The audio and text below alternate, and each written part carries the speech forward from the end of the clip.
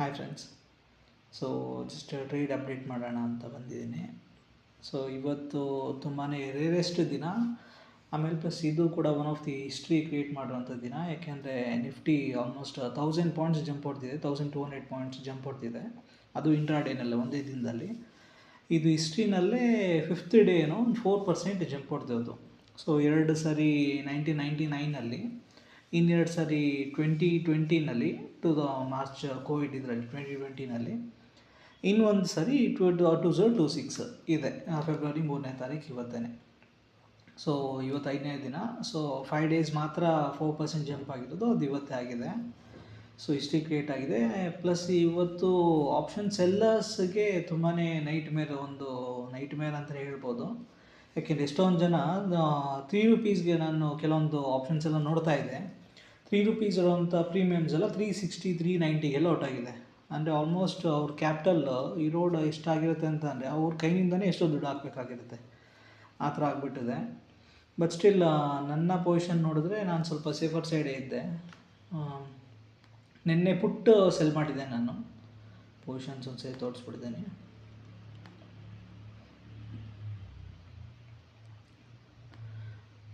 So ನಿನ್ನೆ ಪುಟ್ಟಲ್ಲಿದ್ದೆ, ಪುಟ್ಟನ್ನ ಸ್ವಲ್ಪ exit ಮಾಡಿಕೊಂಡೆ, ಕ್ಲೋಸ್ ಆಗಿದೆ. ಪ್ಲಸ್ ಇವತ್ತು ತುಂಬಾ ಟ್ರೇಡ್ ಮಾಡಿದ್ದೀನಿ. ಇಲ್ಲಿ ನೋಡ್ತಿದ್ರಲ್ಲ, ಆಲ್ಮೋಸ್ಟ್ 36 ಆರ್ಡ್ರು ಪಂಚ್ ಮಾಡಿರೋದು.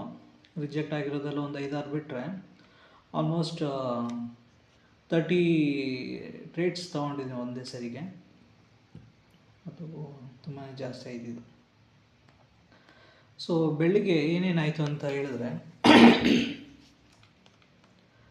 ಬೆಳಿಗ್ಗೆ ಓಪನ್ ಆಗ್ತಿದ್ದಂಗೆ ತೊಗೊಂಡೆ, ಪುಟ್ನ ಎಕ್ಸಿಟ್ ಮಾಡಿಕೊಂಡೆ. ಒಂದು 800 ಪ್ರಾಫಿಟ್ ಬಂದಿತ್ತು. ಬೇರೆ ಬೇರೆ ಟ್ರೇಡ್ಸ್ ಎಲ್ಲ ತೊಗೊಂಡೆ. ಇಲ್ಲಿ ನೋಡಿ, ಇಷ್ಟೊಂದೆಲ್ಲ ಟ್ರೇಡ್ಸ್ ತೊಗೊಂಡಲ್ಲ. ಸೊ ತುಂಬಾ ಸ್ಮಾಲ್ ಪ್ರಾಫಿಟ್ ಮಾಡ್ಕೊಂಡು ಮಧ್ಯಾಹ್ನ ಆಗೋಷ್ಟೊತ್ತಿಗೆ ನಾನು ಆಲ್ಮೋಸ್ಟ್ 2000 ಪ್ರಾಫಿಟಲ್ಲಿದ್ದೆ. ಮಧ್ಯಾಹ್ನ 2 o'clockವರೆಗೂ ಕೂಡ ನಾನು ಪ್ರಾಫಿಟಲ್ಲೇ ಇದ್ದೆ. ಇದೊಂದು ನನಗೆ ತುಂಬಾ ಕೈ ಕೊಡ್ತು. ಯಾಕೆ, ಇದು 2500 ಕಾಲ್ ಇದೆಯಲ್ಲ, ಇಲ್ಲಿ ನೋಡಿ, ಇಲ್ಲಿ ಬಂದರೆ 2500 ಕಾಲು. ಇಲ್ಲಿ ನಾನು ಸ್ವಲ್ಪ ತಪ್ಪು ಮಾಡಿದೆ. ಏನಕ್ಕೆ ಅಂತಂದರೆ, ಕ್ವಾಂಟಿಟಿ ತೊಗೊಂಡೆ, ತುಂಬಾ ಜಾಸ್ತಿ ಕ್ವಾಂಟಿಟಿ ತೊಗೊಬಿಟ್ಟೆ. ಇಲ್ಲಿ ನೋಡಿ, ಬೈ ಮಾಡಿದ್ದು 260 ಕ್ವಾಂಟಿಟಿ. ಜನರಲಾಗಿ ಬೇರೆ ಕಡೆ ಎಲ್ಲ ಒಂದೊಂದು ಲಾಟಲ್ಲಿ ಮಾತ್ರ ಮಾಡ್ತಿದೆ 65 ಕ್ವಾಂಟಿಟಿ. ಇಲ್ಲಿ ಬಂದಾಗ ಮಾತ್ರ ತುಂಬಾ ಬಿದ್ದಿತ್ತು ಅಂತೇಳಿ ಒಂದು ಏನು ಮಾಡಿದೆ, ಕಾಲ್ ತೊಗೊಂಡೆ. ಅದು 260 ಲಾಟ್ಸು. ಅಂದರೆ 260 ಕ್ವಾಂಟಿಟಿ ಅಂದರೆ 4 ಲಾಟ್ಸ್ ಆಯಿತು. 4 ಲಾಟ್ ತೊಗೊಂಡೆ, 36 ಆಯಿತು.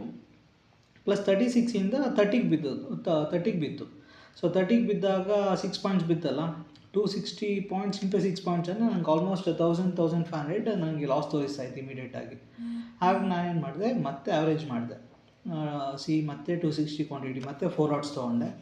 ಅದು ಕೂಡ ಆ್ಯಾವ್ರೇಜ್ ಆಗಿ ಒಂದು 33-34 ರೇಂಜಲ್ಲಿ ಬಂದಿತ್ತು. ಆಮೇಲೆ ನೋಡ್ತಾ ಇದ್ದೀನಿ, ಅದು ಎಲ್ಲೋ ರಿಕವರ್ ಆಗೋ ಚಾನ್ಸಸ್ ಕಾಣಿಸ್ಲಿಲ್ಲ. 31-32ಗೆಲ್ಲ ಬಂದು ಟಚ್ ಆಗಿತ್ತು. ಬಟ್ ಸ್ಟಿಲ್ ನನಗೆ ಮೇಲೆ ಹೋಗುತ್ತೆ ಅನ್ನೋ ಒಂದು ಎಕ್ಸ್ಪೆಕ್ಟೇಷನ್ ನೋಡ್ತಾ ಇದೆ.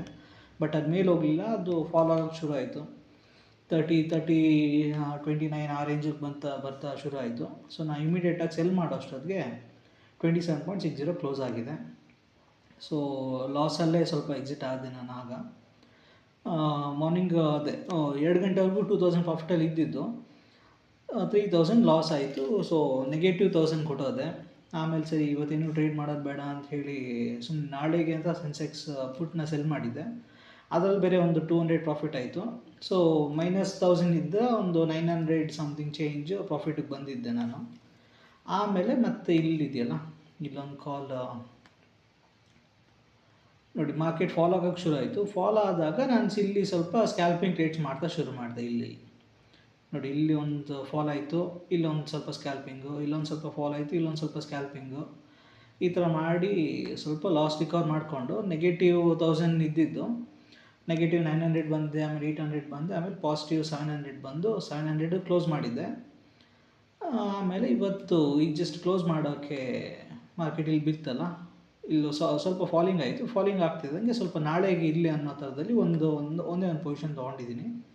ಸೊ ಇದೆ ಕಾಲ್, ಈ ಕಾಲ್ ಪೊಸಿಷನ್ ತೊಗೊಂಡಿದ್ದೀನಿ ನಾಳೆಗೆ ಅಂತ. ಸೊ ನಾಳೆ ಏನಾಗುತ್ತೆ ನೋಡೋಣ. ಒಂದು ಸ್ವಲ್ಪ ಜಂಪ್ ಹೊಡೆದ್ರೆ 228ಅಲ್ಲಿರೋದು ನನ್ನ ಆವ್ರೇಜ್ ಪ್ರೈಸ್ 260 ಇದೆ. 228 ನನ್ನ ಆ್ಯಕ್ಚುಯಲ್ ಬೈಯಿಂಗ್ ಪ್ರೈಸು. ನೋಡಿ ಇಲ್ಲೇ ಇದೆ.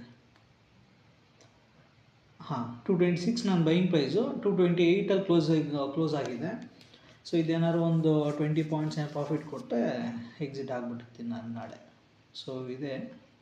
ಸೊ ಈಗ ಆ್ಯಸ್ ಆಫ್ ನಾವು ನನ್ನ ನೆಟ್ ಪಿ ಎಂಡ್ ಎಲ್ 863 ಇದೆ ಆ್ಯಸ್ ಆಫ್ ನಾವು ಕ್ಲೋಸ್ ಮಾಡಿಕೊಳ್ಳದೆ ಇರೋದು. ನಾಳೆ ಏನಾಗುತ್ತೆ ನೋಡಬೇಕು. Thank you.